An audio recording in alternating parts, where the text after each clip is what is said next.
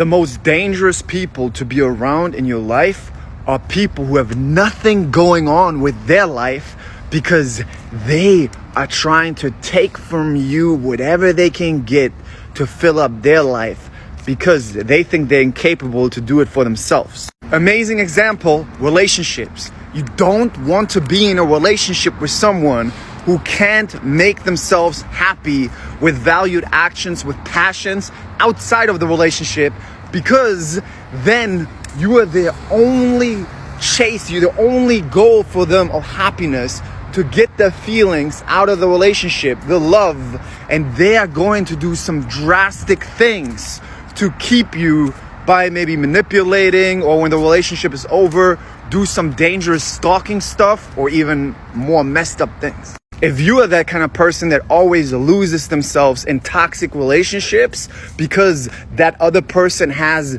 an ability to make your feelings feel better, you are not having a life that is so exciting that you're saying, hey, my life is so exciting. I know this person gives me good feelings, but I don't want this person to mess up my life that's full of vitality, full of beautiful things. That doesn't mean that you always have to be happy, but you have to build an atmosphere in your life that promotes your life, which means you want to do actions, if you feel like it or not, that waters your garden of your life. This means you go to the gym if you feel like it or not. You go to social events, building social skills, meeting new people, like-minded people if you feel like it or not. You make healthy food for you if you feel like it or not. You build businesses if you feel like it or not, because you're building skills.